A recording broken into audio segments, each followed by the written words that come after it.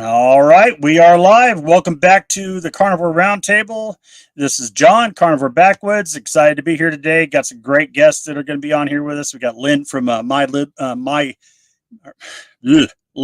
from Midlife Carnivore. We got Carrie, my Metamorphosis. We got DC Learning to Live, and of course we got Robin, Carnivore Graham. So I'm looking forward to a good conversation today. We're going to talk about red meat. I don't know if you guys caught the comments in my in one of my videos, but some guy was trying to challenge me on whether red meat was healthy or not. And so I figured we'll have a good discussion about it today. And I realized my camera is looking weird. I'm all like ghosted out here. I'll have to work on that in a minute.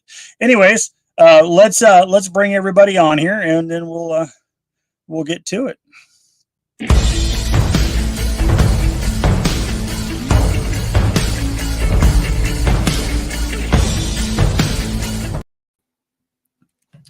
Hi. All right, guys.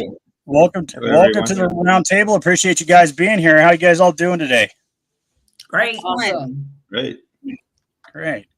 So, Lynn, your first time here. You want to tell us a little bit about you and your channel? Well, I think I'm probably the official West Coaster in the group here. Mm-hmm. I live in Washington State, and I have became a carnivore out of desperation for my health. I was not only morbidly obese, but had been on medical leave from my nursing job because of mast cell activation syndrome, and was quickly becoming a cripple, already disabled, technically disabled. So I started carnivore diet back in late May of last year, and I started my channel to hold myself accountable. And it's been an incredible healing journey. I've lost quite a bit of weight, and I have had tremendous healing for my health conditions. So it's something now that I just want to share and encourage people to try this way of eating to heal their bodies. Outstanding. Definitely give her channel a check out. You can get it at Midlife Carnivore. I don't know why I keep saying my on every time I read that. My brains and fry. All right, Carrie, welcome back. I appreciate you being here. Thank you for having me again. I appreciate it. You want to share anything about what's going on your channel? Well, I am on a new challenge this year. My situation is a little opposite of everybody else. I did not have an existing health issue. Mine was more of a preemptive strike. And when I went carnivore, I actually lost additional weight from just when I was on keto. So I'm trying to actually build up muscle. So I really need to eat more. Coach Bronson the other night was concerned that my last recorded weight was 110 at 5'9". But anyway, I had already gone with Who's Your Carnivore Brett's challenge, only I'm not fasting. Instead, what I'm doing is I'm adding in breakfast. So I've been doing little videos every morning of just what I've been having for breakfast. And then I also do the sunrise every day because I think it's important to get out in nature to go walk and then see the sun come up. So that's what I've been doing like on a daily basis. And then I've got a few ideas in mind in terms of, I think I'm going to bring back Meat and Metal Monday. It seems like some people have missed that. And so the day job had kind of interfered with that, but I believe I'm going to try to bring that back. And I've got a couple of series that I'm working on. So stay tuned. Okay. Outstanding. It's awesome. Glad to see it. Glad you're doing well. And, I know you've been struggling with putting some weight on anyway. So, hopefully that'll help you out a little bit.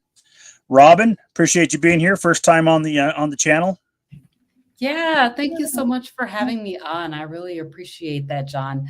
I am Robin Heron, your carnivorous grandma. And my channel is, of course, at Carnivorous Grandma.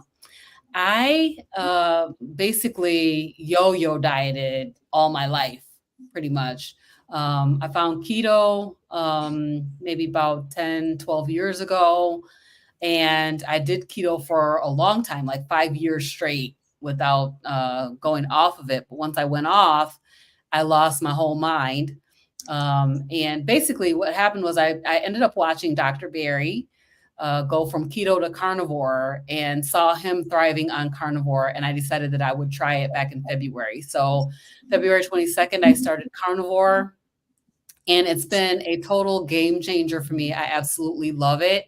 And so back in the summer, when Carrie Mann from Homestead How was telling everybody to start a YouTube channel, I decided to get my channel started again.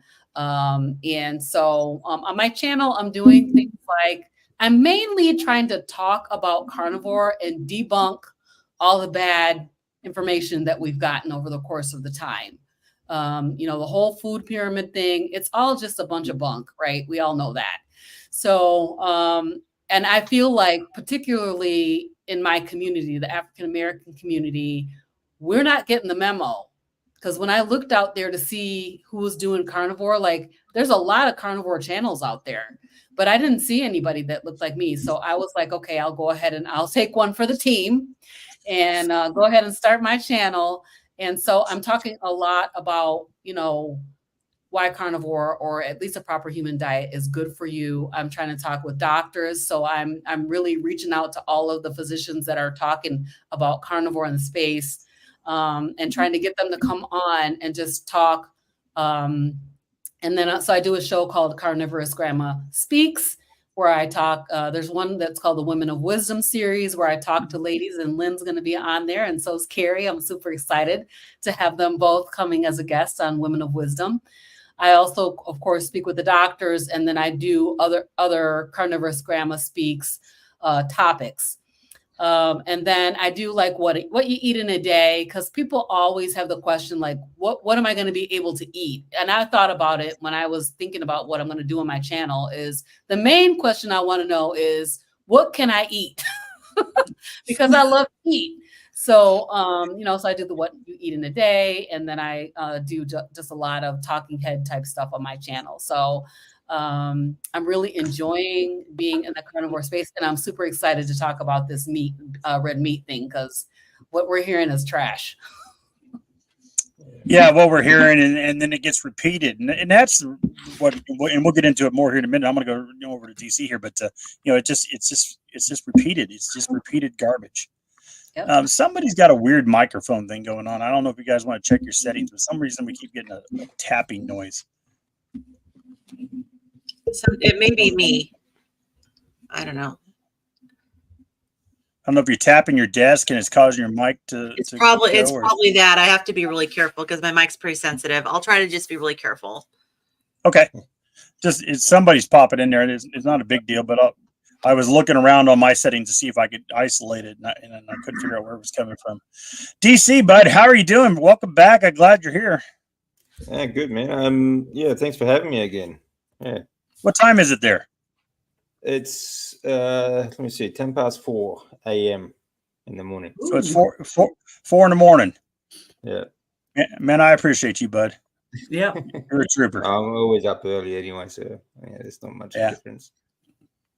Yeah, I'm up every day at 5 a.m. But I don't get up to get on lives, but I get up on your live if you had one going at that time. So I appreciate it. So tell us what's going on with your channel. What's going on with you?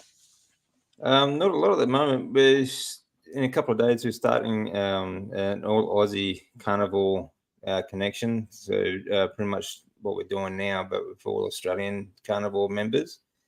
Hopefully we will be able to get a few doctors on there, some panel sort of experts.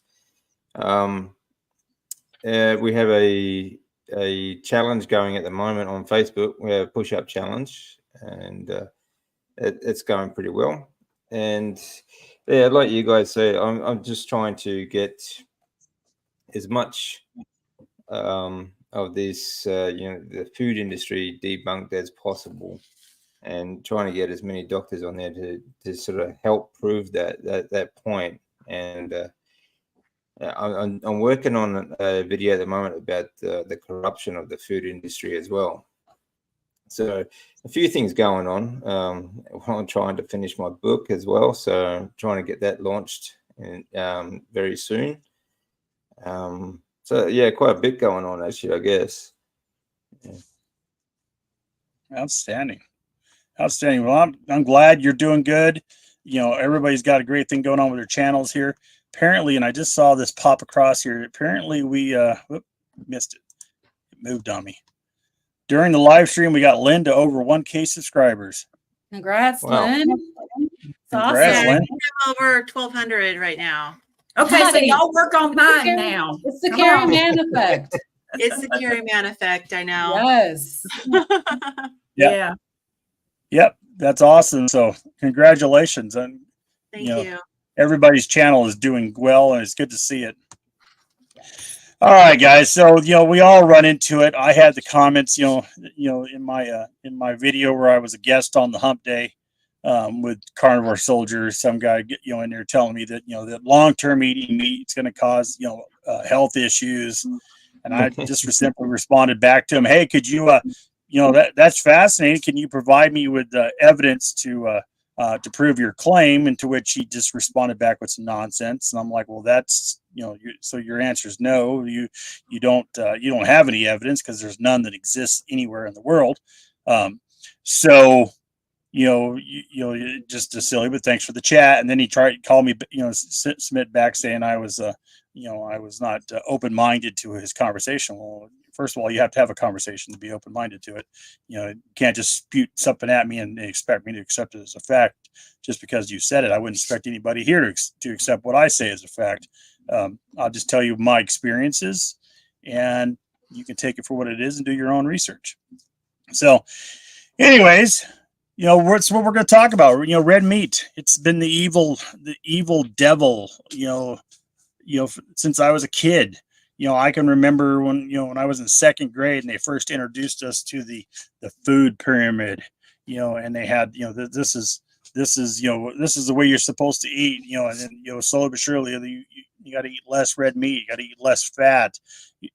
I remember when they told us not to eat salt. There was a whole time they were pushing the whole no salt thing, and then they realized that they were killing people, and they stopped it, and they went back and said, "Hey, no, you need to have a little bit of salt in your diet. It's actually required nutrients." But there for a while, my father had, he'd been diagnosed with diabetes, and he was, a big man like me, and had heart issues and whatnot. And, they were flat, no salt. You can't have any salt in your diet. Everything has to be bland. And then they quickly realized that was killing people. So they backed off of it, but they never backed off the red meat deal because there wasn't anything ever behind it. It's just reiterated constantly over and over and over again to where people actually think that there's some type of basis behind it. But I challenge anyone to show me an actual research study that actually says that red meat causes anything. It says it may cause some things, but there's also other factors involved. So I don't know who wants to start. You want to talk here? Well, I know that with red meat, any food can increase your insulin, but one of the things when you take out red meat, and a lot of people have a problem with red meat also because a lot of times it has a higher fat content. And the issue when you take out the meat out of your diet is that what are you adding in its place to create that satiety that the meat actually gives you? And it's really that satiety that prevents you from overeating when it comes to a meat fat-based diet. You don't want to eat too much, right? But the meat won't allow you to do that. And the studies over the years that we're trying to make to demonize, meat and fat and animal-based fat were very epidemiological-based studies and didn't really factor in like sugar and the processed foods. And so there were these like correlational studies that didn't actually prove causation. And then later, as these, more studies came trying to demonize meat, they found that it really doesn't have the issues that they thought it was. It was really the sugar. And when you stop eating, what do you do when you don't eat meat? You have more and more carbohydrates in your diet and more sugar in your diet. You take the fat out, and so what do you do to get flavor? You add more sugar, right? And people indulge in seed oils and seed oil based products, and they all spike insulin like crazy. And so if you really break it down, it's the insulin spikes from all those other foods that are the big culprit in all of these problems with the heart disease and everything else. So there's definitely, like, the myths have been debunked over the years, but the scientists that are doing all these studies are kind of biased. It's become more of an ideology now that, well, meat causes heart disease, meat causes problems. And so there's actually studies that are done that prove otherwise, but they just don't get published. And some of them do, but it doesn't seem to affect our dietary guidelines in this country. It No, doesn't. not, I actually not in this country. I just took a nutrition class, my first nutrition class. And what I noticed immediately in that class was the demonization of meat. They talked about, the cow farts and all that stuff that people are talking about with meat, that it's just bad for the environment, first of all, to have cows and ruminant animals in the world, which is just absolutely insane. And then in almost every single chapter, there was something saying that, eating fatty red meat is bad for your health. So this is being taught. I mean, it's the nutritional guidelines, but it's also everything that everybody's being taught. So when you have your nutritionists and educators coming through learning, that is what they're learning. And so after I read that, I had to take everything that I read in that nutrition class with a grain of salt. I was like, how much of this can I actually take as actual truth when I know that there's lies embedded in here? And I ended up putting a post on one of the group chats that you have when you take these online classes and saying, who is sponsoring this agenda? Who's sponsoring this? Because clearly you're not keeping up with the times, with what we're learning more and more about meat, and also about all of the other processed foods and as Lynn mentioned, the seed oils and all of those other things. So this is just being taught. And people, when you think about when you go to school to learn something, you take what you learn as the truth. There's no reason for you to think any otherwise, right? But just the fact that I know that there's lies embedded in this teaching that's coming out, it's very concerning to me because this is what's being taught. And it's been wrong since the 50s. And the original 7 countries study actually had a bunch of other countries' data. And when you actually plot all of the countries, there was absolutely no association with heart disease and the consumption of meat in general, saturated fat. But here's the thing too, when coming up with like the Mediterranean diet, when Ansel Keys actually had looked at what they were eating, this was during Lent. And so they weren't eating their regular foods. So you have to also pay attention to, these confounding variables, that when you look at what was really collected in the studies and what they really looked at. And I mean, when you're talking about post-war, this is not in the same with like Okinawa. I just recently saw a service person's wife. They're stationed in Okinawa, and was interviewed by Sean Baker. And she was talking about the fact that they eat tons of pork in Okinawa, but then all you ever hear about is the blue zones. So there's just this propaganda, and it's been wrong for so long. And it's, you just tell a lie long enough and people just start to believe it. It's kind of like,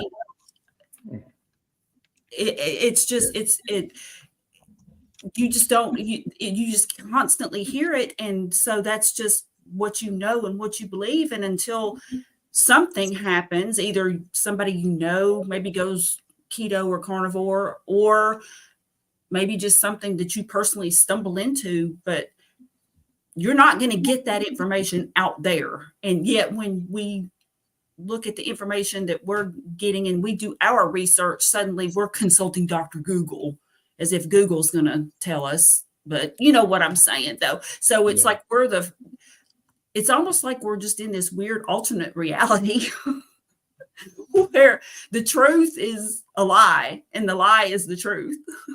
Kind of like 1984. Like the Matrix. Yes, that too. Yeah. What's your thoughts down there, bud? Well, there's a lot of key points there. You go talk about the Blue Zone study.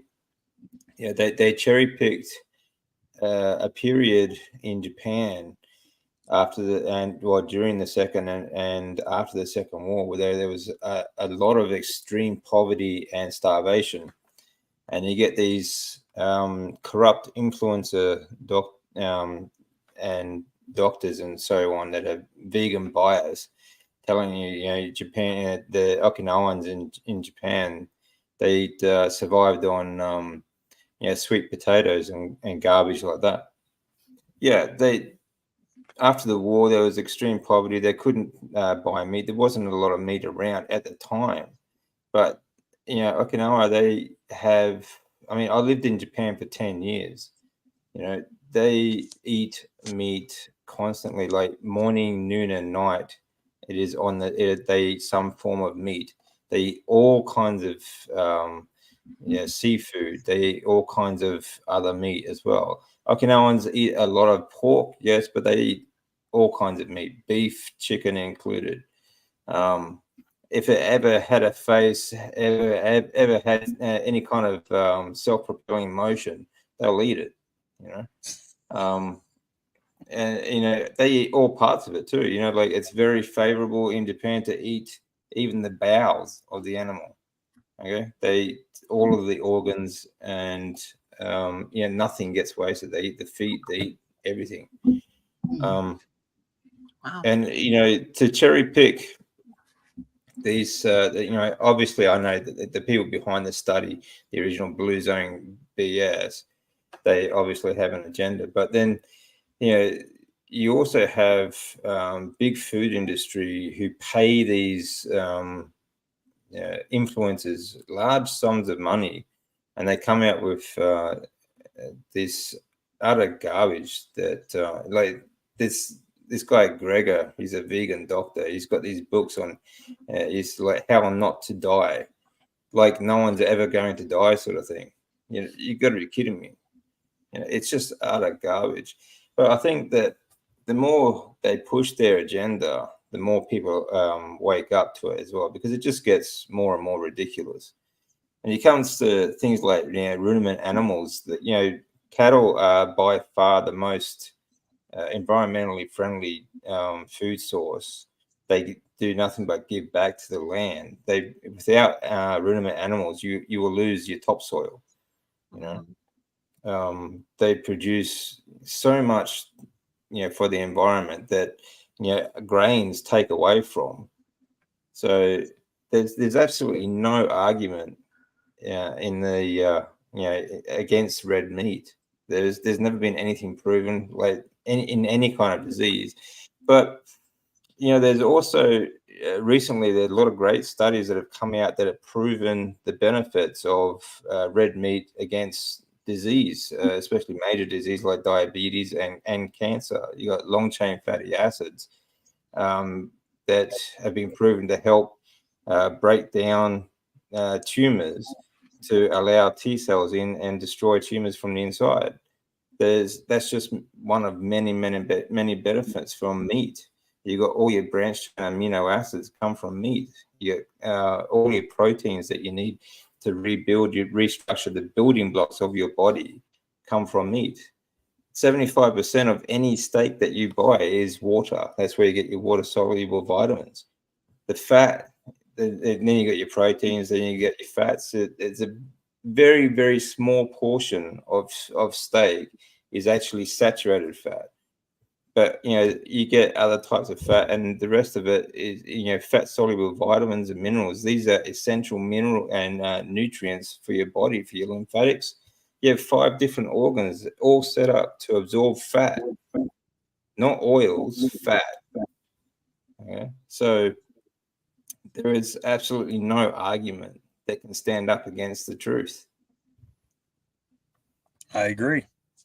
I think as a society, we've thrown common sense out the door. We've lost our way. It used to be, just if you were going to cross a creek and the water was high, you'd look at it and be like, that water looks high. I probably don't want to cross it. But then you'd watch the guy in front of you go out there and he'd get carried away down the creek, and you're like, I'm definitely not going to cross it, because common sense tells me that that's not a good thing to do. I don't need to go Google it and take a test and get a study of the water. I can see that with my own eyes. And so I'm looking at 5 people on the screen, myself included, who have all taken the step forward, have decided that they're going to make a change in their life. They're eating meat. They're eating healthier. They're no longer diabetic. They're no longer, they got blood cancer, in remission. They're living healthier. They're doing better, and they're sharing their stories, not because they're, medical experts. Nobody here is claiming to be a doctor. They're sharing the facts as they see it from their point of view, and it's up to you to make a decision on whether or not you want to do it for yourself or not. But, and honestly, even doctors are trained by, any nutrition training they get is really based on people, vegetarian, ideas. And the nutrition science is, comes from vegetarians. And so there is a built-in bias against eating meat products and animal-based products.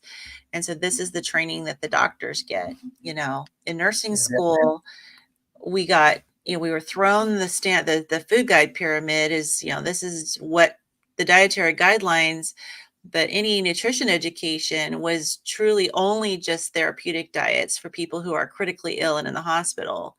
And the doctors have kind of similar training. There's really not any, how to keep people out of the hospital, training. It's like how to take care of them once their life is at risk and they're at risk of dying.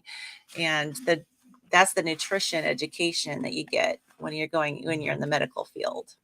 Absolutely. Yeah, they're not trained to get people off medications. They're trained to, help them, get onto medications, and to sort of, they're not trained to, like they'll even tell you, like, your lifestyle and diet are the cause of your problems, but here, take a pill. Yeah. So it's really, but the whole ideology behind their education, the nutritional guidelines, everything, it's all corrupt by people like Ansel Keys, who work with was it the Seventh-day Adventists, who own massive food company corporations like Sanitarium here in Australia. Kellogg's. The Sanitarium, the Kellogg's, Post cereal. Every time I hear Sanitarium, I think of Metallica, and I'm like, who would eat food made by a company named Sanitarium? I'm sorry. Strange name. All right, let's grab it. We got a couple super chats here. I want to grab these real quick. I'm not sure whose channel got it, but we appreciate it. Squeaky Toys 59. Hi all. I was on a 3-week weight loss stall. I ate 2 steaks in 2 days and down 3 pounds overnight. Awesome. Congratulations. And then she gave another $5 here. I don't eat steak that often because we can't afford them, but fatty steak worked well. Yeah. Absolutely. Yes. Yeah, the fat should be your first on your priority list, and then the proteins next. I end up adding butter to ribeyes now because I just need that, a little bit more of that fat in my diet. All right, couple questions here. We'll pop through real quick. My glucose is 125. Doctor says I'm not diabetic. In this level, keeping me from going. Is this level keeping me from going deeper into ketosis? Probably. Probably. Yeah, I'd be questioning, like, why is the glucose at 125? Like, because it comes from what you're eating. So there's sugar and there's sneaky sugar. And what I found is that you may be consuming something that you're not realizing has got sugar in it. And sugar substitutes too. Sugar substitutes, but I found with mine that I was taking cinnamon capsules, which cinnamon is supposed to help drive your sugar levels down, right? That's what they tell you. And so when I first started on the diet, I was still taking my cinnamon capsules. And then I realized that the actual capsule of the pill with the cinnamon in it was made from sugar. And so that was what was spiking my sugar up and keeping it high. So you got to look around and see what you're consuming, because I mean, either you're still very insulin resistant and it's keeping your sugar up, or you're consuming something that's keeping your sugar up. So I mean, there's one of those two things. Your body's got to heal, but if you cut your sugar, you should be able to get down below that number. Yeah, and you got to get the sugar substitutes out of your diet too, because they actually, and Carrie and I are in a book club where we're doing the obesity code, by Dr. Fung, and he shows that these sugar substitutes actually spike your insulin levels up. Sometimes some of them higher than actual glucose, and David? so maybe keeping you insulin resistant. And so really take a look at the details of what you're eating, and maybe cut out some things. Yeah. You should avoid any artificial sweeteners like the plague. Even natural, like stevia, like even non-artificial. Even stevia has other ingredients. Some of the natural, some of them are natural, but they are they're still heavily processed. Yeah. And the process is what is the problem. But things like capsules like that as well, they're made from vegetable gum, and they give it a different name like xanthan and all these other different names. There's like 50 different names for all these artificial sweeteners. Best trick is just to avoid all of them, because they do spike insulin. They also dull receptors and will stop your body from shedding fat as well and moving fat, and it can cause many other problems as well, because it's not like, if you go into the details of these Food and Drug Administrations and around the world, they will tell you that the links, these chemicals are actually linked to cancer, but it's the dose that kills you, sort of thing. So if you take one, it's not going to kill you. Okay, it's not going to cause a major disease. The problem is these artificial sweeteners are in everything. Everything now they say, it's like it's low fat, it's low sugar, and all this sort of stuff, because they've got these artificial sweeteners in. And how much do people actually eat throughout the day? So if you say take a diet soda and say, okay, that one's not going to kill me, sort of thing, but then you eat a muffin or something, and or you eat cookies and cake and everything else. This is all compounding, and it accumulates. It's not just one dose in like a year period. These things accumulate as well. Mm-hmm. Yeah, absolutely. I would definitely also increase fat, increase the dietary fat, because I don't know if I'm just suspecting, of course, I don't know the person, obviously, but if your glucose is still up that high, I would suspect there's probably cravings still going on that are driving you to something that's increasing your glucose levels. And for me, the best way to combat those cravings is to increase the fat, because the fat will give you that satiety and will help you not have the cravings. Yeah. I would have a question too. Is this so that she says that he or she says Like they're not diabetic, but maybe they're having like some metabolic syndrome or something like that, that's keeping their glucose high. And somebody mentioned the dawn effect as well. Like, is it first thing in the morning when you're first getting up where your body is creating glucose? So just A1C would be important in this situation to know, over that 3-month period, what the average glucose is, because if you're not fasted, you could also have a faulty. Exactly. Yeah. Exactly. Is that a fasted level, or is that I would recommend this, and like I said, none of us are doctors. Right. Dr. Berry has a book out called Own Your Labs. I would get a copy of it. You can get it on Google. I found it on the internet. Get yourself a copy of it, and then when you have your labs run, you can go over by point with the doctor's perspective of where your labs are.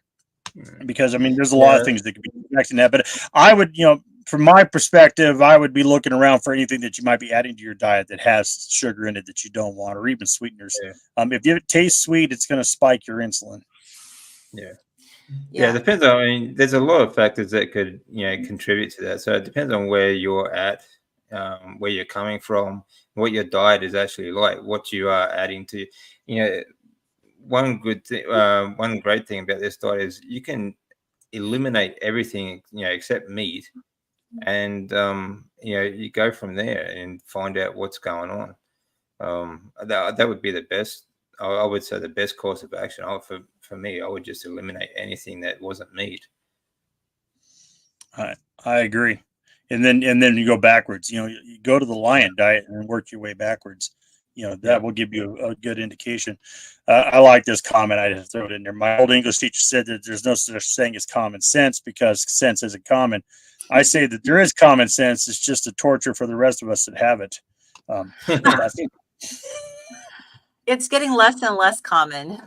Yeah. Yes. Let's see here. I'm popping through looking for questions.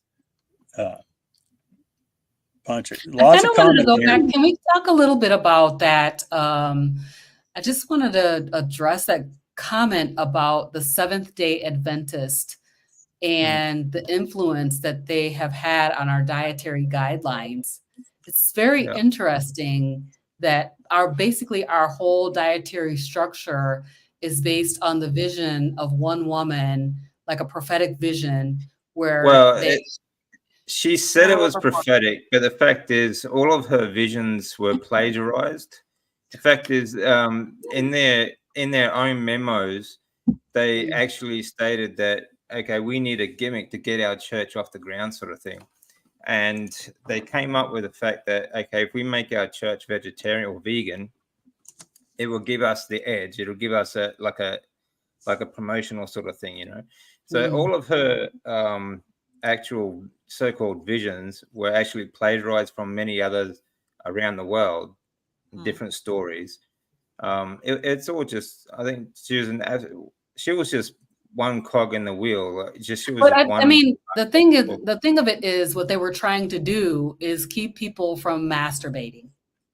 They wanted to get have the people be subdued. Their kids. Which actually is what happened, right? Yeah. So we've taken away the meat that causes us to be healthy and thriving and added in plants in place of it. And it has caused people to be subdued, which causes your level to drop. Yeah, I think really they use the masturbation thing as more of a gimmick sort of thing. The fact is they just wanted people more controllable. Yeah. No, I agree. I agree that it progressed from there, but if you go and actually read into that, Dr. Kellogg, was dead serious that he thought masturbation. He was but he was brainwashed. He was working for her from the age of 12. Yes. So he's pretty much his entire life he was completely brainwashed, and he was the typesetter for her books, right? When he was a kid. Yeah, I think so. Yeah, that's right. And he started doing that from the age of 12. Just think about this. Dr. Kellogg's patient was Post. So when Post went out and created his cereal, he got it from Dr. Kellogg. Kellogg came up with the cereal, but it was his brother that stole it and ran with it, made Kellogg's Corporation that we know today. So the whole thing is basically all you're eating is sawdust. Seventh-day Adventists, by and large, are not vegans or vegetarians. They do eat meat. True. And I've been talking with Russ about this, he keeps talking about the fact that most Seventh-day Adventists are not meat-free. They do eat meat. So that's interesting. Yeah. But 95% eat meat. But you always get extremists in any sort of organization, And it doesn't matter what religion or what sort of group people, there's always an extremist in there, even carnivores have extreme carnivores. Yeah. But and here's the thing, they try to make slave food sound good. Like, for example, Yeah. they would say that the gladiators ate beans and, wheat bread. And Yeah. it's like, well, yeah, they did, but they were 'Cause it was cheap. slaves. The well-to-do and everybody else, the higher up on the food chain, so to speak, that you were in society, you had, meats. And like, for example, the whole Robin Hood story about, stealing from the rich to give to the poor. But the whole problem was people were starving because they couldn't hunt on the king's land. They needed meat. Right. Yeah. It wasn't Yeah. about, You had a we lot of don't have people, yeah. enough That's where vegetables. the term rabbit starvation came from, because they were Mhm. so hungry, like they couldn't satiate with fatty meat, and they surviving on rabbits, which is very lean. So people were actually, eventually dying because they couldn't get the Mhm. nutrients out of fat, and it's called rabbit starvation, protein poisoning. Yeah. Mhm. But going back to the times of Egypt, when Egypt was the big sort of empire that it was, they fed the slaves grains, and that's why the like Egypt is a desert now. That all used to be beautiful bush, like forest and farmland, but they overfarmed it because they cut down all the trees to grow grains for the slaves, and it took away all the topsoil. So now it's all sand, you know. Yeah, and Um, clearing the land displaces and kills a lot of small animals as It well. does, and not just So small animals. Like and bigger that's animals, something. yeah. Yeah, that's something that a lot of people they keep saying. It gets it kills all the rodents and all these smaller animals, and it kills a lot of big animals. So it kills a Yeah. lot of like here deer, for example, in America, and here in Australia, deer, other ruminant animals as well, kangaroos. It kills a lot of animals, big animals. That these vegans don't want to know about. But I own apart 15 from that, acres it of kills. woods, and if I was to clear my woods, I wouldn't even have to turn the dirt. If I just cleared the woods, I would drive off the whole entire deer population. Mhm. Yeah, Yeah. yeah, Yeah. and you So, get rid of there's a lot of topsoil. animals that die to support a vegetarian and a vegan lifestyle. Oh, Oh yeah, absolutely. yeah, yeah, Absolutely. a lot more. If you're eating Another, something's dying. Yeah, I think the other and they thing die that, for nothing. They die for nothing, really. At least when a cow dies, like we use absolutely everything in that animal. Even the bones get used in broth, and even dogs will eat the bones and things like that. So nothing gets wasted, Right. That's Absolutely. true. and they Another give back question so here. much to the environment. Oh, absolutely. Let's see here. I have severe white coat syndrome, blood pressure spikes whenever I'm in medical settings. I'm afraid I will eventually be pushed to start BP meds. Carnivore 6 months. Any advice / tips? Nobody Yeah, can force you to go on medication. It's your yeah. decision. I You are wouldn't go on the it. patient. Your bodily autonomy is important, and it's your body. I would say, and I'm a nurse. I used to be a cardiac nurse years before I became a GI nurse, but record your blood pressure at home, and document it. And because doctors understand the concept of white coat syndrome, they're not ignorant to that, and they know it's a real phenomenon. So I would say, make sure you take your blood pressure at home, like leading up to a doctor's appointment. Make sure that you've been resting, like sit not with your knees bent too much, but sit and rest and relax for 5 minutes, and then take your blood pressure and just record it for maybe a week ahead before your appointment. And so that the doctor can see this is what your actual blood pressure is. And I I actually agree. had, I agree with all that, and I would also say this: if the blood pressure comes in high, you have the right to request for them to take it again. yeah, Just Absolutely. because they took it once doesn't mean that we're done. The nurse won't be happy with you, but I would tell them, look, your number's off. And honestly, Yeah. as a nurse, I would be, because I want to make sure I get an accurate blood pressure. And if You know, somebody's blood pressure is, and make sure that when you go to the doctor, that they're not taking it the moment you sit down. They're Yeah. supposed to be waiting and letting you rest for a little bit before they take your blood pressure. And your feet should be flat on the floor, not dangling. You should be sitting there. You should Mhm. relax. you should have had some time to everything to calm down before you take your blood pressure. And then if you're a big guy like me that's got big arms, they need to use a bigger cuff. They will try to shove that little bitty cuff on you and pump it up. Well, that's going to give an inaccurate reading. And I've had them do that numerous times, and I make them go get the bigger cuff to put on my arm. I'm like, you can't take my blood pressure with a little bitty, kid size cuff. And if they're using a machine, have them recheck manually. Yeah, absolutely. David? Plus, just explain to them that you have white coat syndrome as well. I had severe white coat syndrome when I was going through treatments, and they take my blood pressure and things like that. But honestly, you will not calm down while you are inside the hospital or seeing the doctor. I think just let it slide. I wouldn't take medications for it. For blood pressure, I certainly I didn't when I was going through the treatments, but I would just explain to them, look, you have white coat syndrome, you can't stand being there. It is very understandable, especially when you're going in for treatments, or because you just know what they're going to do to you, sort of thing. Yeah.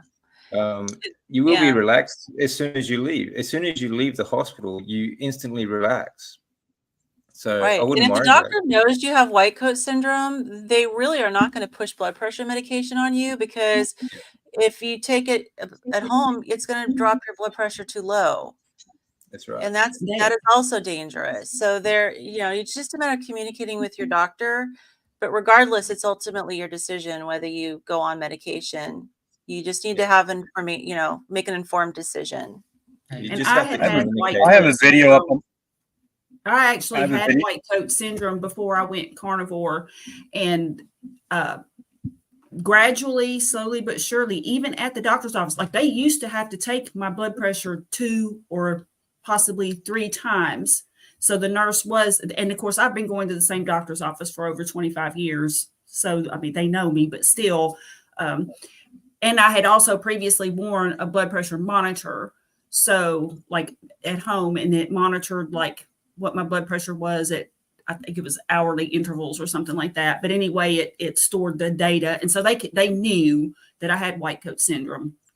So I didn't need medication. But I noticed the last 2 times I had been to the doctor that my first reading at the doctor's office was, this very last time, it was like 110/71. This was at the doctor's office first reading. That's never happened to me. And it was gradually going down. So also just hang in there. Is this an anxiety thing? I mean, that's what I was going to ask. Yeah. Well, so I think, if you're on a carnivore diet, your anxiety is going to reduce. Bingo. And then that probably will help this syndrome ultimately. And I'd also be curious to know, how high does it go? Because a little high isn't going to hurt you. I mean, if it was alarmingly high, they would definitely already be, doing a recheck on your blood pressure. And so I'm kind of guessing if they're not doing that, then they're probably not worried. I got a great video on this on my channel. I monitored my blood pressure every day for several months, and you can actually see all the data that I posted on this video. It shows my blood pressure when I started the diet and how it steadily decreased, and how I came off of medication as it came down. So I'd recommend you check that out. There's just a bunch of good information out there. I would not go on a pill unless your blood pressure is dramatically high. And that's something that you need to sit down and figure out. You have to remember they moved that line. Yes, they did. It used to be 140 over. When did it used to be 140 over 80? Yeah, I think so. And now they dropped it down to like 120 over 70 or something like that. Yeah, they want the top number to be less than 120 now. Yeah, So it sells more medication that way. Mm-hmm.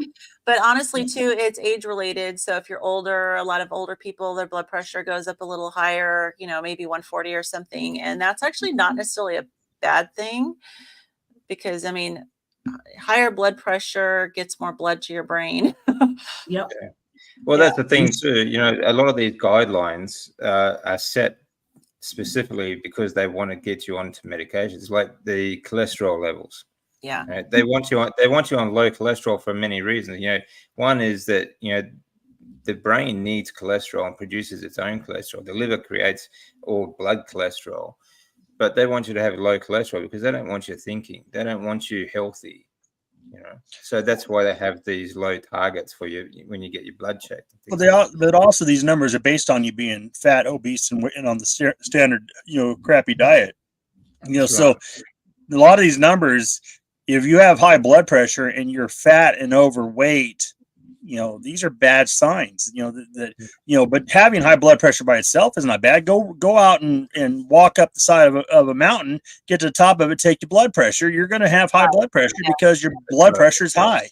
That's why you got to check your resting blood pressure. That's why you got to get a resting blood pressure. So high blood pressure in itself is not negative. It's whether or not what's causing the blood pressure to be high. The thing is, when you have white coat syndrome, though, if you're going into the hospital, you're not at rest because you are stressed. You are stressed. All right. Well, let's grab this question. I think I missed it earlier, and I apologize. I just realized I don't remember this one, so let's go back to it.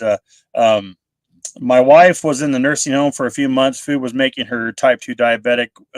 When I see what they were feeding her was all carbs. Are they even allowed to do that? That's what they do. That's what these dietitians are pushing out. Garbage. Yeah, if you go into the hospital and you're there for anything, they're going to bring you food, and 99% of it is going to be extremely high carbohydrates. You see it in all the medical fields. But the thing is, you're not required to eat it.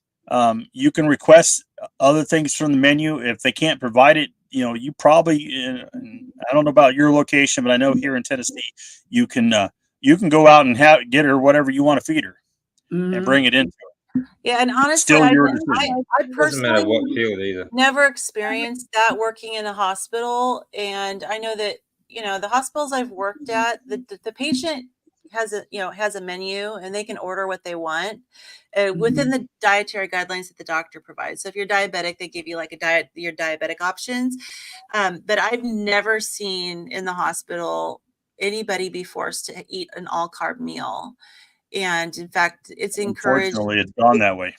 Well, they said that this question says in a nursing home. Yeah, so and honestly, even in a nursing home, I mean, both of my parents are deceased, but they were in nursing homes, and they always provided a meat in protein in their meals. So I'm kind of baffled by that, to be honest. I'd be really asking them why they're providing only carbohydrates, because even the crap standard American diet includes protein. And when I was going through treatments, the only thing the hospital ever gave us were carbohydrates. That was all they gave us. And they're treating cancer. And that may be because of what you were being treated for. And so, I'd be asking more questions of the nursing home as to why are you only feeding her carbohydrates? Now, I can tell you in 2019 in Nashville, when my mother was in the hospital, there were choices on the menu, and I picked for her. She was type 2 diabetic and taking 2 types of insulin. And she was in the hospital 3 weeks, and I stayed with her that whole time. And I ticked those boxes on the menu, and she barely had to use any insulin. The nurses were just all so shocked. Well, she hardly needs any insulin. And I'm like, well, yeah, because she's not eating garbage. Right. But of course, after she got released from the hospital, and then COVID happened, and then I wasn't able to monitor what they ate, I guess. And I guess it wasn't really my place to do it. But my dad actually had changed his diet, but she didn't. But the whole point is we did have choices.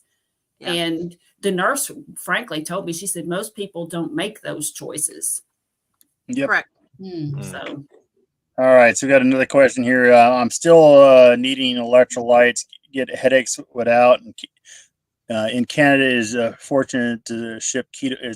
It's a fortune to ship keto chow.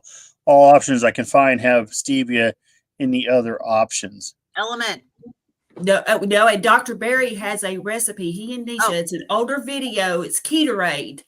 Yeah. And you mix it up yourself. And the Element, also the Element website has a recipe as well. Ah, okay. I didn't know Yeah. that. That's cool. Yeah, they actually have that because they're a good company. They say, look, not everybody wants to spend the money on our product, and if you don't, here's our recipe for the plain electrolyte salts. So That is- Element has raw, which doesn't have anything in it. Right. It's just salt, magnesium, potassium. But the rest of their flavors do have stevia added to them. So Yeah. there is that side effect of it. You're still getting a sweetener. Yeah, so Now, make it yourself. We've bought all the ingredients. You can go on their website. They got it right there. You can buy all the ingredients and you can make the electrolyte mix yourself. But it's something to learn. It's a tasting curve, we'll say, because it's going to taste salty. When you drink it, it's not going to have the flavor and the sweetness that are being added to a lot of these other ones. You get used to But it, it's though. probably the best Another for you. good trick is to just have a good mineral salt. Like, people who usually get headaches because they're dehydrated, especially like in the mornings. The first thing I do every morning is have 2 cups of water with quite a bit of salt in it. It's basically just salt water. All I use is a pink salt, mineral salt, and that's it. Yeah, like ribbons. Yep. Or Himalayan That's all you salt. need. My goodness, I have 93 questions since I flipped, or 93 comments since I flipped over here. You guys are killing me today. let me get this one. I'll go searching. All my life, my glucose fasting was always over 100. When I went on the carnivore diet, it runs around 125, and that was after 24. So this is that same person from earlier. Yeah. But I think if I remember correctly, and Nurse Lynn, you can correct me, but I think that once you go past 12 hours of fasting, then your body's starting to get into that fasting state. So if you have blood taken or whatever, that measurement is going to be a little skewed because you're entering a fasted state. Isn't that right? That in other words, when you have labs, that it shouldn't be past 12 hours of fasting. And you really only need to wait 2 hours after you eat to see what your glucose levels are. And I'd probably get my own meter. Yeah, Yeah. I don't know. Do you have a meter at home? Is this like a home measurement, or is this when you go get your blood drawn? But if you have a meter at home, you just have to wait 2 hours after you eat to see what your, blood sugar is. You might even get a CGM and just, track it. Mm-hmm. You can get one and use it for a week or two and just track that way. And you can see immediately what you're eating, how your body reacts to that, how your body reacts to not eating, how your body reacts when you wake up in the morning. Which specific foods are spiking your blood sugar. I'm working on questions, guys. Just give me 1 second here. I'm just kind of trying to find them all real quick. I'm not sure whose channel they're all on, but they're having a good conversation. All right, let me pop over here. All right. When my wife was in the nursing home, we had told them that she was a diabetic, or was on a diabetic diet, and the diet they were giving her was making her worse. Mm-hmm. Yeah. Interesting. And well, a lot of times with places, they still give them desserts. They have this whole thing that, they want to make them happy, and so they still give them desserts, and they're full of crap ingredients. Yeah, I mean, look at the Diabetic Association, like in America, here in Australia, it's the same. They even on their website they have recipes and for cakes and cookies and all sorts of other garbage. The reason you have these big foundations and these charities and whatnot, the fact is they want to stay there. They don't want you cured.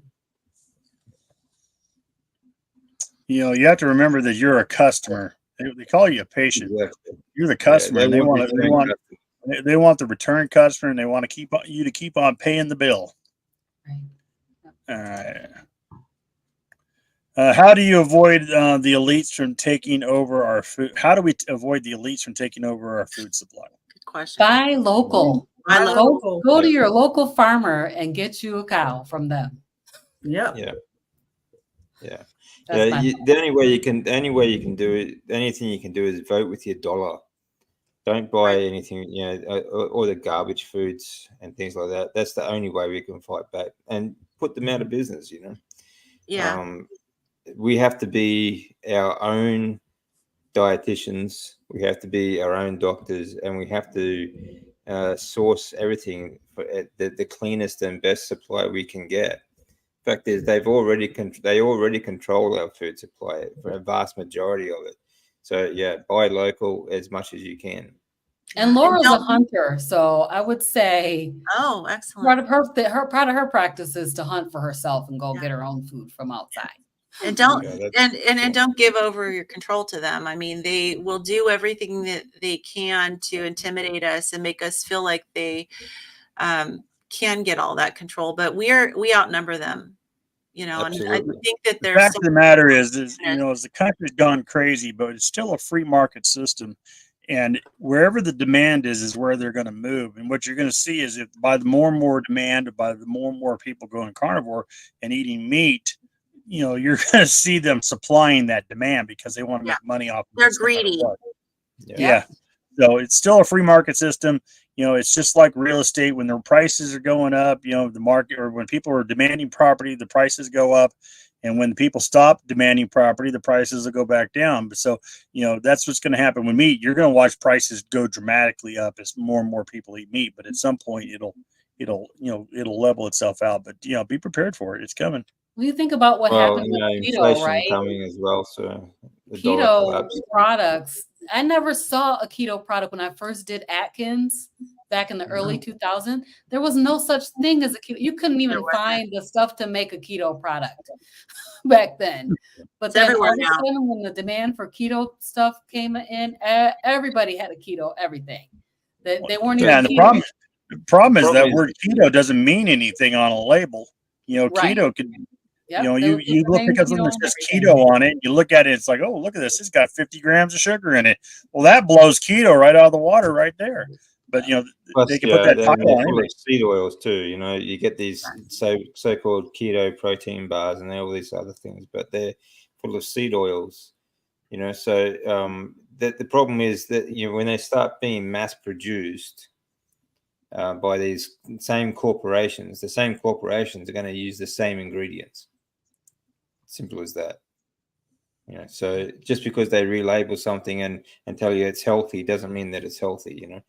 There's all sorts of. If you have a look at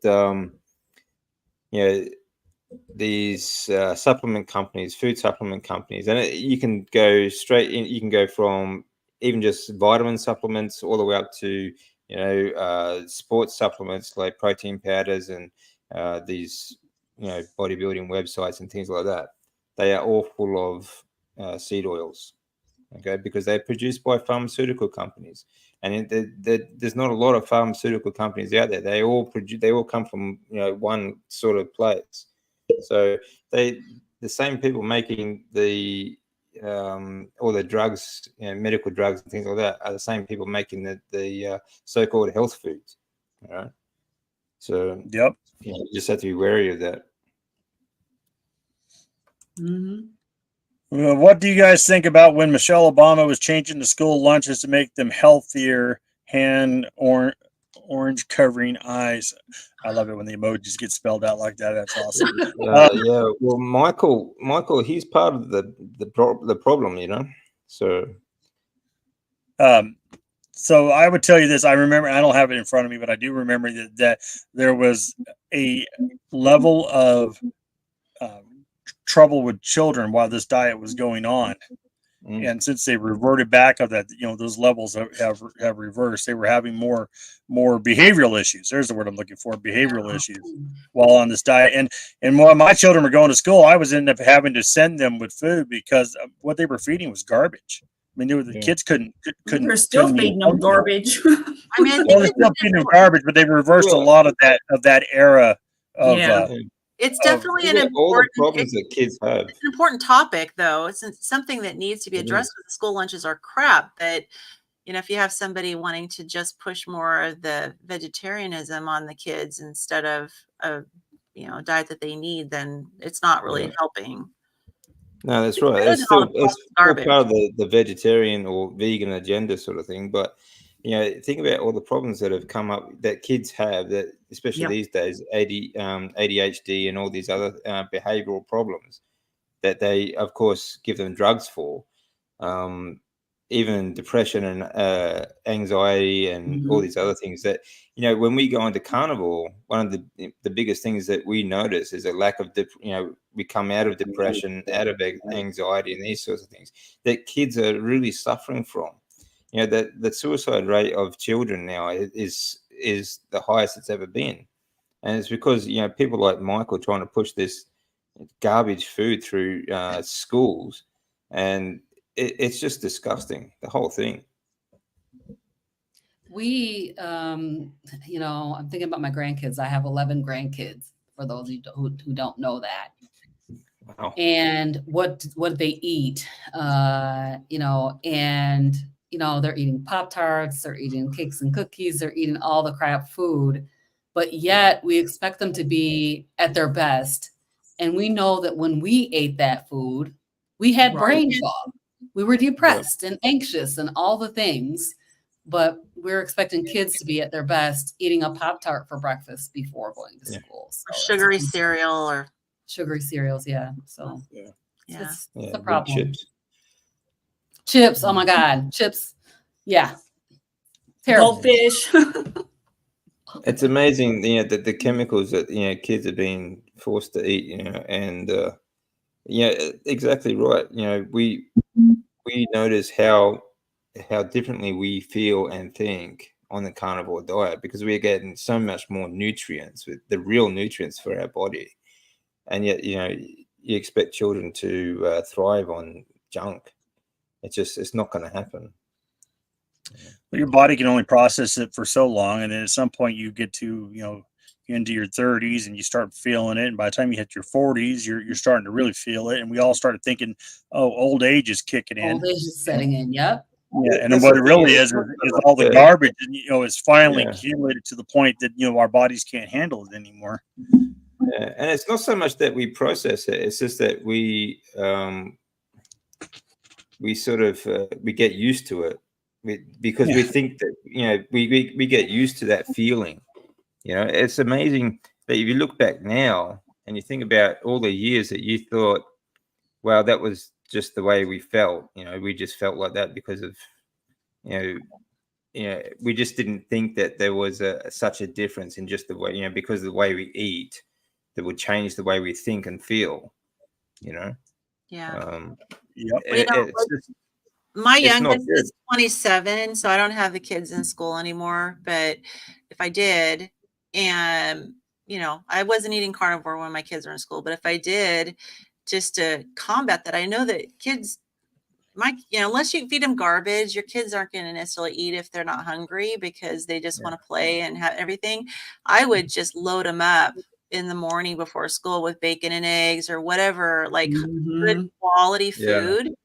And send them to school with that and give them a lunch, but then maybe they won't really be hungry to eat any of the garbage that they get pushed at, at the school. Exactly. I think how much better you would be able to think going through education if you're on the carnivore diet. Right. And have all the good fat for your brain. Well, check out Carnivore Soldier's son over there. I mean, he's doing amazing on the carnivore diet.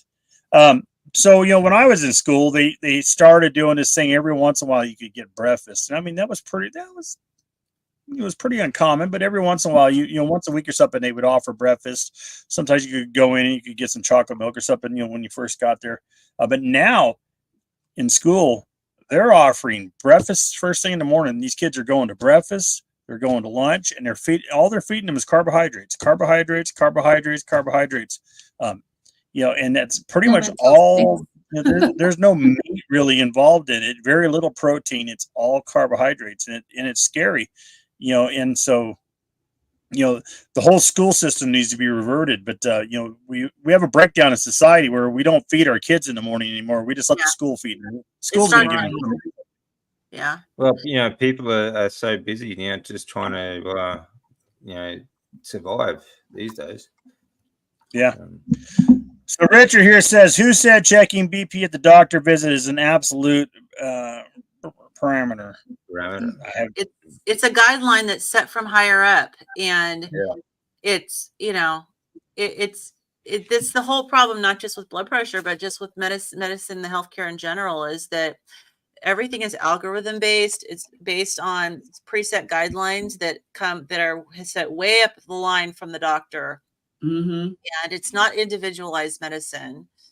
So they basically, I mean, honestly, working as a nurse, I knew the doctor's algorithms. I could treat a patient because I knew exactly what they were going to do and all the tests they were going to order and all the parameters that they were looking at. And it's just not really the right way to practice medicine. Paint by numbers, Mm-hmm. Yeah, one size fits all. Doctors are people too. And what's sad is initially, I mean, that's a huge commitment to become a doctor. Yes. And so they go through all of this education, they get beaten into the system. So I'm sure it's not what they thought it was going to be when they finish, but they still want to help people, but they're stuck in this system that even if they become private doctors, so to speak, they still have guidelines they have to follow to an extent. It's not as rigorous, but especially if you're dealing with insurance companies or government payments and that kind of thing, you're at their mercy, and you have all these boxes you have to tick off. And my doctor, I've known him for 25 years, and he's truly a good guy. And he doesn't push the statins or anything, but I mean, he has to ask me every time, and he has to check that box because my LDL is high. It's just, and he's, without actually saying it, he has said that it's frustrating. He's sitting there the whole time in front of a computer typing into it while he's talking to me. Yeah. And it's sad. It's really sad what it's become. And I feel bad for doctors, and I understand that there are some that are rude and that are jerks and whatever, but at the same time, they have student loans, they have practice payments, they have a mortgage, they've invested all of that time into it. And then then they're just this cog, and it's terrible. Yeah. And they have to document during your visit, because a lot of times they see like a different patient every 20 minutes, and they have this long day full of back-to-back patients. And if they don't document while you're talking, they're not going to remember. So it's very depersonalized. Yeah. My daughter is a physician's assistant. And, I also talked to Dr. Tony Hampton about this as well, about, the standard of care. There's a standard that they have to meet, and they have to, as you said, checking all of these boxes.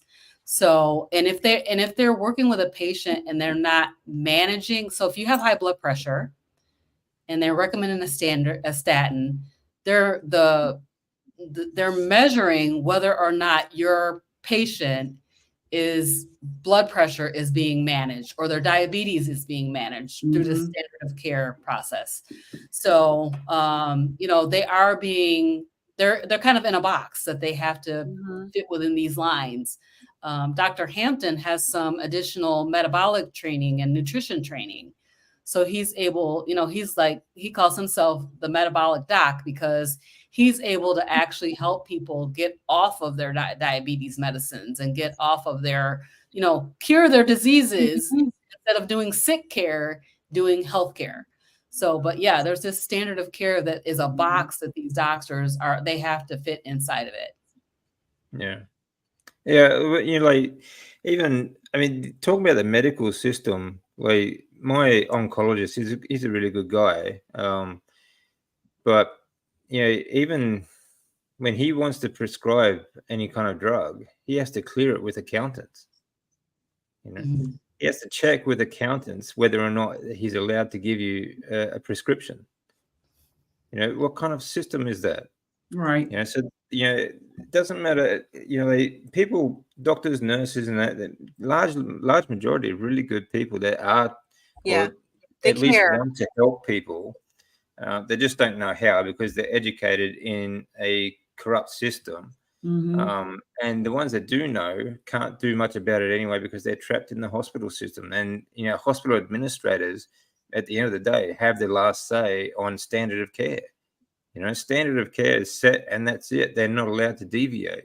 And the insurance companies have a lot of power over that as well. Yep. Exactly. Especially here in the Because US. if they deviate from Medicare, that standard of care, the insurance company won't cover them. If a lot of something it's happens. Medicare driven in the US as well.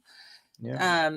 And they come and inspect hospitals, and they come, and they set a lot of guidelines. So it's, the doctor doesn't have as much power and control as you think. I'd like to address this question, Yeah, we're getting there. I was just letting everybody finish up there. Yeah. So Judy here gave us a super chat. Says, "Hi, I'm having left lower abdominal pains, gassy, rumbling gut, maybe ulcers. I'm newer carnivore. If any other suggestions?" Yeah, Go ahead, so Lynn. my guess is the new carnivore is your gut microbiome is probably digesting, and there's a lot of die-off of bacteria that your gut no longer needs. And as bacteria dies off, they do produce a lot of gas. So honestly, with an ulcer, typically you have very localized pain, as opposed to the more of the rumbling pain. That's just my thoughts there, and it should go away. Yeah. If it gets worse, you should definitely seek medical attention, though. Yep. None of us I mean, here are doctors. If you keep getting pain, but you might find that you might have,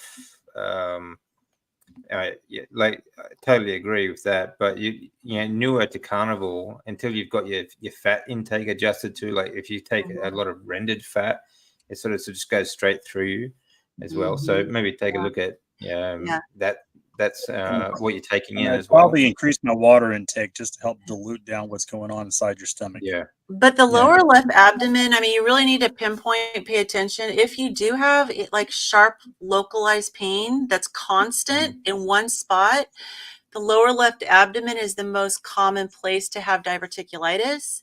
So I don't know your age or, whether you have had a colonoscopy before and know that you actually have diverticula. But if diverticulitis tends to present in the lower left abdomen and would present as constant, sharp, localized pain. So keep an eye out for that. Yeah. Any other thoughts on that one? I think Nurse Lynn covered it. Yeah. You guys are all quiet. How'd that happen? You're the most liveliest group I've had on here in a while. I got Oh, all right, guys. I think I'm through questions. If I've missed anything, throw it in here real quick. Give me some cues and let me know that if I missed something. I apologize. I was searching through a lot of comments trying to pull the questions out, and I do apologize if I skipped over anything. I don't think I did, but you never know. This thing's spinning as you're trying to hunt and peck at it. I appreciate you guys. I have one topic, one myth that I'm hoping that we can bust. Well, that's so a lot of people are concerned about eating red meat because they think that it just sits and rots in your gut and it doesn't pass through it takes a long time to digest it, and it just rots in your gut. And I don't think this is true, but I wonder what you guys think about this. I mean, no, it doesn't. And if the miraculous thing about eating meat is you actually have very little waste. So when you're eating just a high fat and high protein meals, not only does it not, rot in your stomach, your body consumes it all, converts it all, and you will have very, very little exit waste, on the back end. So no, I mean, that's just silly. It's like the people who think that because you consumed fat that it's going to drive up the fat level that's in your blood. Well, that's not how the world works. The fat doesn't go from your stomach into your bloodstream. Right. Well, and some people develop, maybe a little constipation, because typically when you're eating a diet full of fiber, the stool needs to have that bulk because there's stretch receptors in your colon. And so it needs to have that bulk, and the pressing on the inner wall of your colon stimulates peristalsis to move the stool through. And when you don't have much waste, you don't have that. And so the way to combat that is to adjust your fat intake. If you increase your fat, it'll keep things moving. better. But yeah, you don't have nearly as much waste, so you don't get that bulk to create that peristalsis. Yeah, and another thing about that, you know, a lot of people are scared about fiber intake. Fact is that, you know, fiber is sugar. That's it. That's what it is. They are, you know, it breaks down, the actual name of it means many sugars. Like you have soluble and insoluble sort of sugars that you're eating. That's all fiber is. You know, people eat a lot of nuts and things like that that we just don't break down, and they will actually stay in your colon a lot longer than meat will ever do. Meat, you know, 98% of it you're going to absorb. You need, you know, all your vitamins, minerals, your proteins, everything like that. It gets absorbed into your lymphatic system, which makes your lymph fluid, which gets carried around your body. Okay, that's how you get collagen and everything into your bones. That's how you get white cells around to your thymus, which produces T cells, and that's how you get all your proteins to your muscle fiber, connective tissue, everything like that. And you know, of course, all the vitamins and minerals for hormone production and everything else recovery. There's very, very little that you need to get rid of. So, you know, there's absolutely nothing to worry about. You know, going to the toilet, you don't have to go to the toilet every single day. Right. Right. And fiber actually prevents absorption of the minerals, the vitamins, the minerals. They get trapped in the fiber and it get excreted. That's So right. you're not getting as much of the nutrients That's from right. the food you eat when you have a lot of fiber. Yeah. And a lot of fibrous foods like plants and stuff like that, they also have anti-nutrients in them. Yes. Okay, so they actually stop you from absorbing any other nutrient. And of course, you know, plant-based sort of vitamins and minerals are all like a different molecule to what you get from meat. And because we are designed to absorb from meat and fats, you know, we need to get our vitamins from there. That's where you get, you know, vitamin D3, K1, K2, sorry, and you know, many other vitamins and minerals that you need for daily life. So Yeah, Mike, you're talking to a GI nurse here. I'm always talking about poop. There's a couple things that are like unwritten rules about carnivore. We're going to talk about poop. We're going to talk about meat, and then if Christy's running around here, we're going to talk about picanha, whatever it is. yeah, because everyone's always scared about fiber. You know, like when people go onto the carnivore diet, they say, "Well, what about fiber? We need fiber," because we've just been indoctrinated. It's ingrained in us that we need to have fiber because of these ridiculous food guidelines set by people that no one elected to tell us how to eat anyway.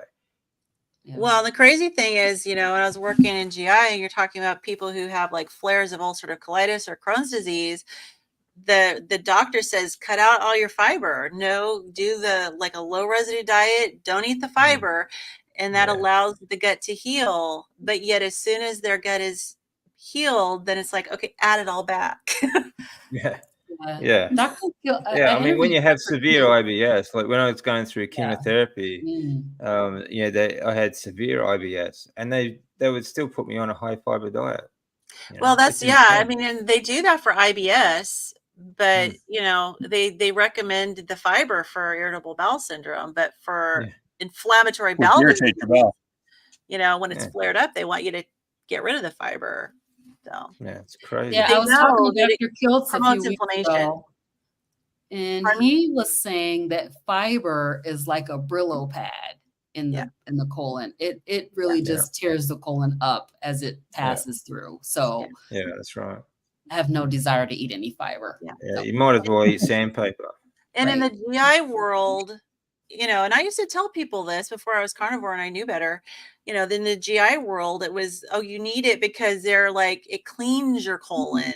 As if like Brillo pad to be cleaned. I mean, it kind of does that by itself. The jalapenos, but I'm not going there. That sucker.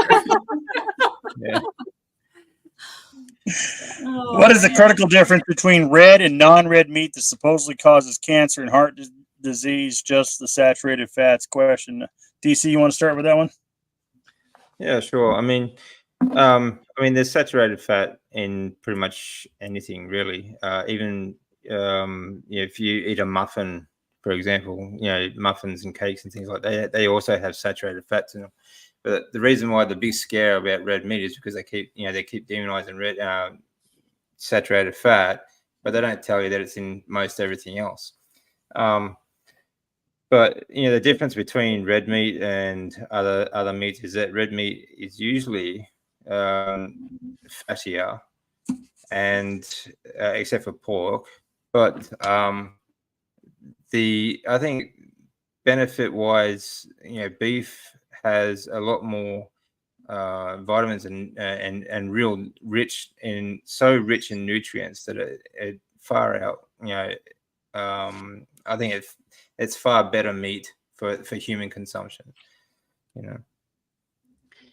Yeah, and the studies that were done about fat and linking it to these diseases, they did not break down the types of fat that they studied. No, that's They right. included all the fats, and then there was this one study called the Farmington study that was done in 1948, and it found there was no link between the saturated fat and heart disease, and so it never got published. But then later studies where they broke out the types of fat, they found that the trans fat was really the bigger culprit, contributing to heart disease and cancer. So we don't Yeah, have they had lumped And the you get trans fat in with yeah. saturated. Yeah, you Yeah. do get trans fats in pretty much everything, but trans fats are and triglycerides are much higher in the seed oils and things like that. Yeah. So, Yeah. All right. I've been on the keto non-carnivore diet for about 4 years, starting at 355 today, TC5. I feel amazing, but I am a stressful eater over the story of my wife being handicapped. Well, congratulations on the weight loss. Yeah, that's fantastic. remarkable. Yeah, that's a great weight loss. So it sounds like the anxiety has not been, I mean, you've got a genuine source of anxiety. It's not anything to be taken lightly to deal with being a caregiver. It's very stressful. And I've heard lots of stories about people who did really well on keto, but there are things like the mental health that really didn't quite resolve until they went carnivore. Yep. Yeah. And That's so me. That's my story. Yeah. You certainly not- deal with stress a lot better on carnivore diet because Yep. you can think better. There's a good documentary. It's called The Big Secret. But I've actually got a clip. It's on my YouTube page too. Like all these mental diseases too, like Alzheimer's, Parkinson's, things like that, which are largely stress related, sort of, and all diet related sort of mental illnesses. You need these high fat diets to feed the brain, you just think better. You're much clearer, emotionally more settled on the carnivore diet, and it's and when you're in ketosis as well, ketones to the brain and to the heart and things like that, it all helps. So everyone has stress in life, and there's always going to be situations that are hard to handle or hard to deal with. But I think you get through them a lot easier on the carnivore diet, and you can make improvements on the carnivore diet. No matter what situation you're in, you can always make it better. Yeah, but it's amazing too to lose all that weight and being a caregiver. It's a lot. It's very hard to be a caregiver, and hopefully you're getting some respite. And it's very stressful. Give you some being a caregiver. Because you feel kind of hopeless when you can't help someone too. Like my wife, she was taking care of me throughout my chemo years. It came to a point, like especially after my transplant, because I stopped breathing a number of times. Like for years afterwards, she would wake me up every now and then just to check that I was still breathing, sort of thing, because she couldn't. She just wanted to make sure I was still alive. It can be a very stressful thing, being a caregiver. Yeah, Absolutely. So let's Got this one here, and I think she's already answered it. But who's the upper right corner and the bottom right corner, please? I don't want to subscribe to them. So that brings me to where I was probably going to hit this like an hour ago, but we just been ramping and raving here. Guys, there's 62 of us in the chat, maybe 5 on Facebook. I got like 5 marks from Facebook. Hit the like button, hit the subscribe button, give these guys some love. You got me, Carnivore Backwoods. You got at my midlife carnivore. You got at my metamorphosis. You got at Carnivore's grandma, and you got at DC Learning to Live.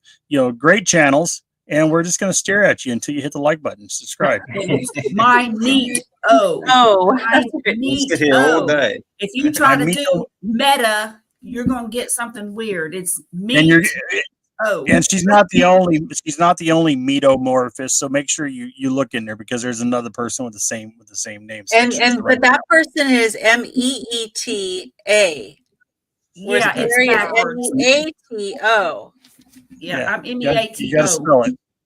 So, have you hit the like button yet? Have you hit the subscribe button yet? Because we're waiting. No. Anyways, moving on here, guys. This has been a great roundtable. You guys are a great group. As somebody said, a wild group in here somewhere. I don't know where it went. But, I love that. Yeah, it's exactly it. But this. It's a great topic. You see why it got me running on that comment on that live from last Wednesday. I mean, it's just stop propaganding misinformation. There's nothing behind that. There's no study. There's no information. There's not anybody that can say that red meat has caused any of this stuff. It's all just speculation that's been repeated over and over and over again, to the point where people start believing it. It was I believe it was Hitler that called it the big lie. If you tell a big enough lie long enough to enough people, eventually they'll all start believing it. Yep. And that's where it came from. Well, that's the thing.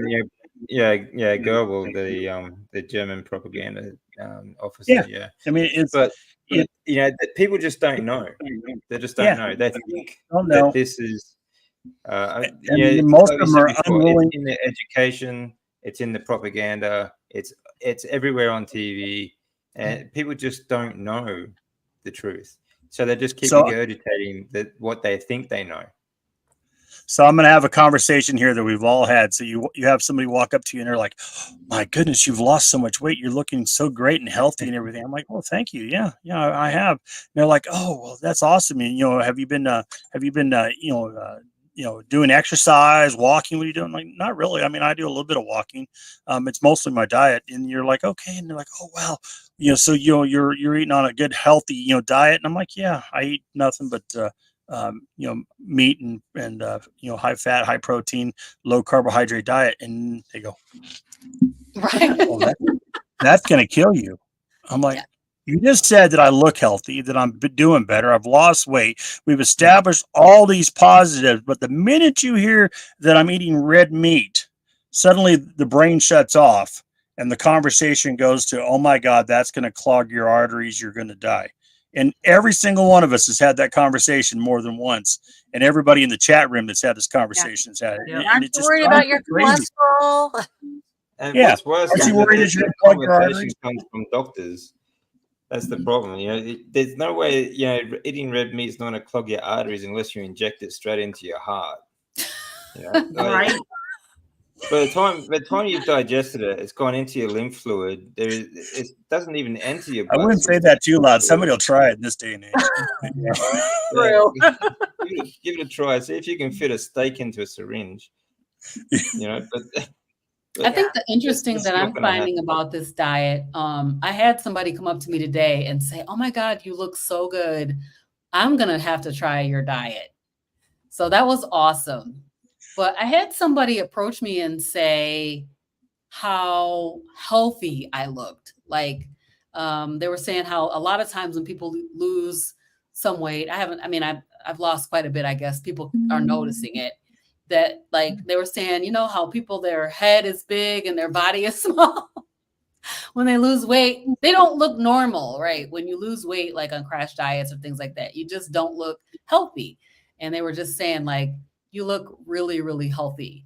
And I agree with that. Like my skin is clear, my proportions are normal. You know what I mean? Like it's not like I lost all of one thing and none of another thing. You know what I mean? Everything seems to be kind of proportional, you know. So that's really cool. It's different from any other way of eating that I've ever tried.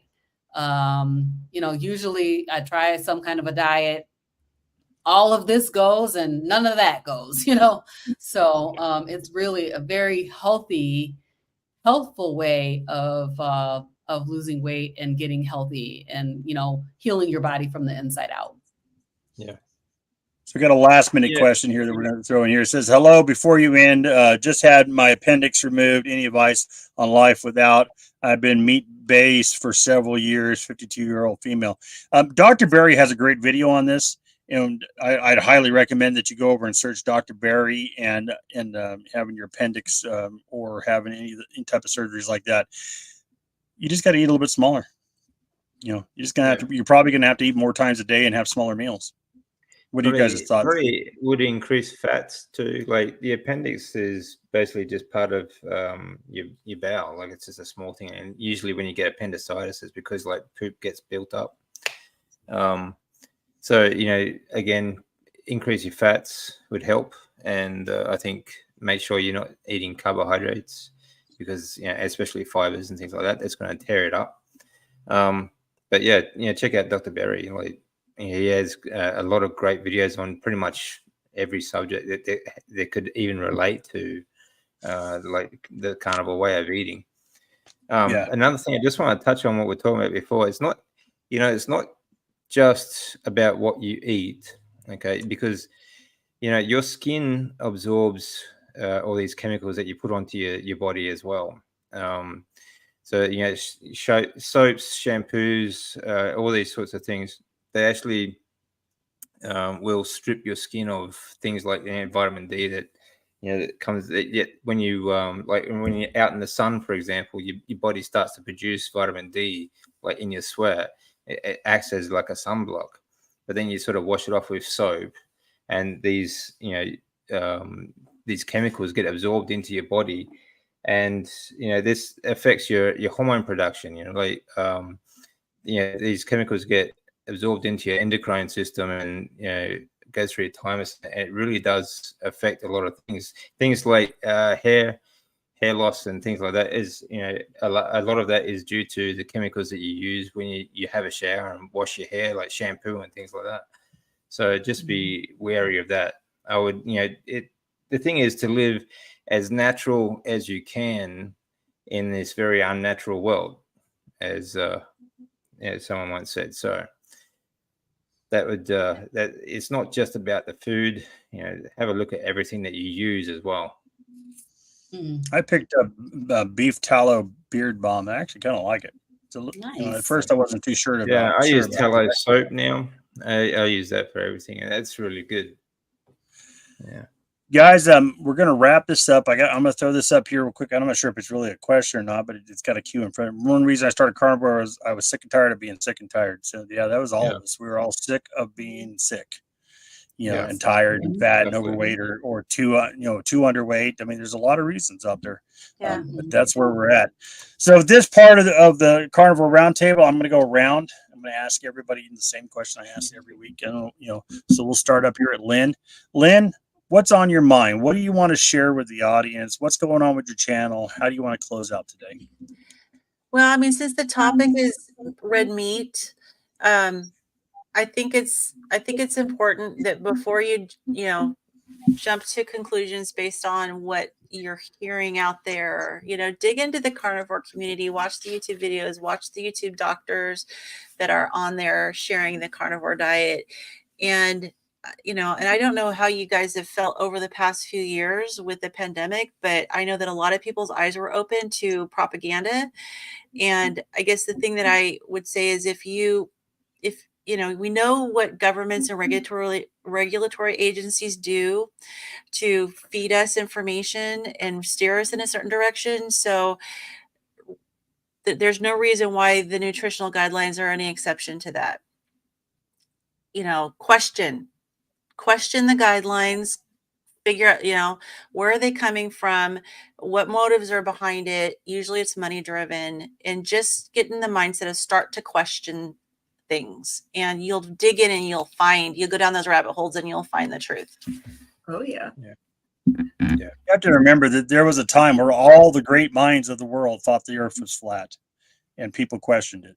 You know, there was a time people thought a lot of things. People thought salt was bad for you and people questioned it. And so to reverse what people think, sometimes you have to question thoughts. And when they start trying to silence your voice and stop you from asking questions, then we have a bigger problem. Yeah, they don't want us to question. No. Yeah. Mhm. All right, Carrie, how are you doing? What's Hey, your I'm final doing thoughts? great. What do you got going on your channel? Fab.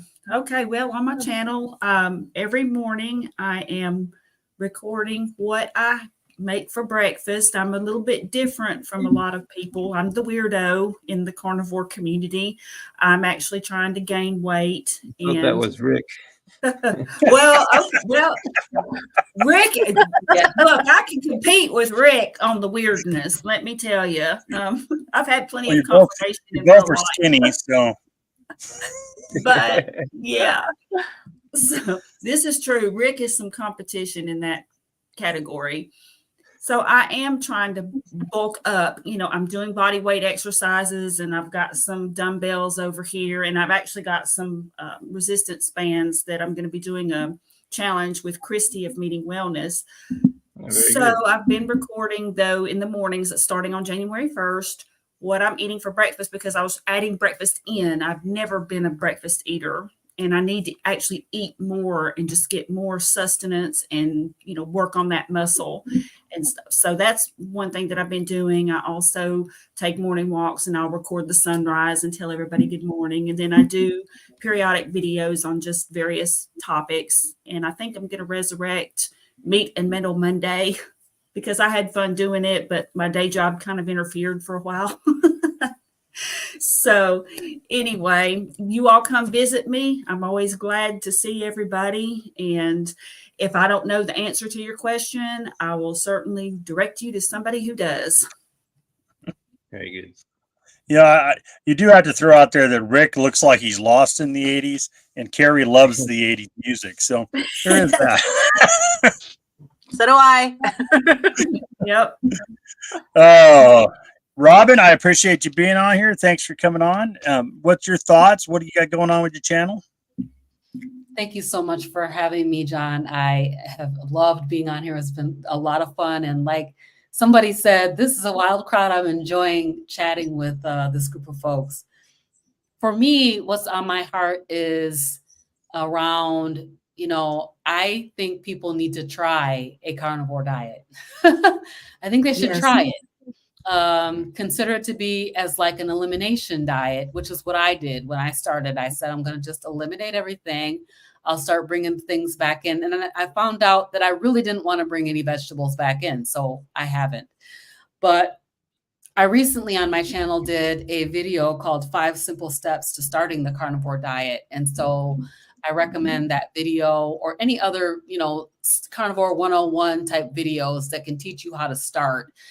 Because there are some gotchas that you need to consider. There are some things that you need to think about. And I really feel that everybody needs to do their own research. So go out there and watch Dr. Berry, Dr. Chafee, Dr. Lisa Wiedemann, Dr. Tony Hampton, and many, many other people who have authority to speak, like Nurse Lynn here. And Dr. Ovadia, if you're worried about yeah. So, you know, I really want to make sure Ovadia. that people do their own research. And then for me on my channel, I do usually on Saturday evenings at 5:30, I do my Carnivorous Grandma Speaks series, either a Woman of Wisdom or some kind of talking with the doctors or some other carnivore conversation. Sometimes I'll go live by myself and talk about different topics. I've also been sprinting. So I've been doing a lot of shorts around that sprinting effort. I'm trying to eliminate the visceral fat. Dr. Sean O'Mara talks about visceral fat and how dangerous that is. So I'm really trying to work on getting rid of that. So doing that through sprinting. I just came off of a 5-day fast, 5-day water fast. for the beginning of the year. And so there's a video going to be coming out in the next couple of days, just summarizing how that went. How did I feel? What do I think about the 5-day water fast? So that was pretty, it was a good way to start the year, to refresh, reflect, connect back with God, and also address some of the concerns that I have as far as, autophagy, and addressing some, cellular cleanup.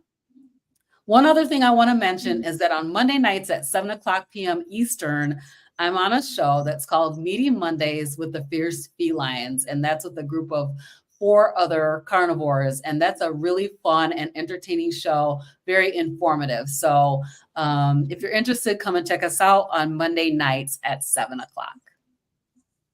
Outstanding. Outstanding. All right, DC, what's on your mind, sir? What do you want to share?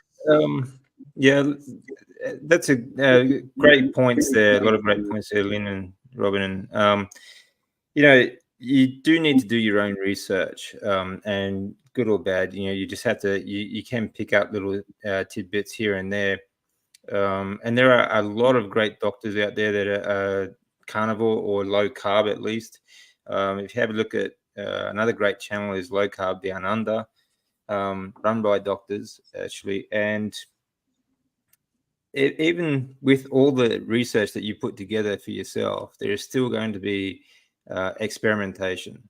So don't be afraid to experiment with the way you eat, how often you eat, and when you eat, and that sort of thing, and when you fast and things like that. Doesn't matter how much detail you get from everyone else, you still need to work out for yourself what works best for you. Doesn't matter what you eat. Okay. Movement, like I was talking about the lymphatic system before, with lymph fluid, because that's designed to absorb fat, not oils, fat. There is a difference, but the next key you need, apart from diet and whatever else you use externally, like soap and things like that, is movement, because the lymphatic system relies on the contraction of muscle to push that lymph fluid around your body, because that is the pump. Your muscles are the pump for that lymph fluid. And if you want to think better, you want to feel better, if you want all those nutrients to get around your body, you have to move. If you want to lose fat, the lymphatic system moves fat, so you need movement to move it. Okay, so get into it. It doesn't have to be exercise specific. It can be anything, like any kind of movement. Like go do some gardening, walk around the house, get up and move every every hour or so, just a 10-minute walk. Apart from that, check out my channel. We've got a push-up challenge going this month. We'll have a challenge every month on Facebook.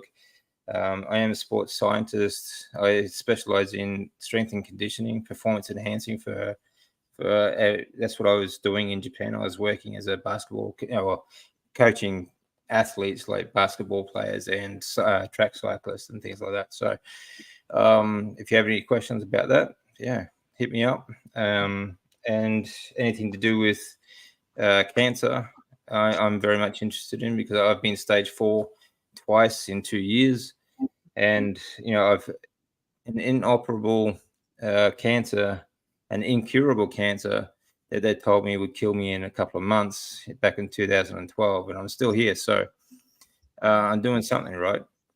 So apart from that, look forward to hearing from you, and be sure to do your own research, and of course, don't be afraid to experiment.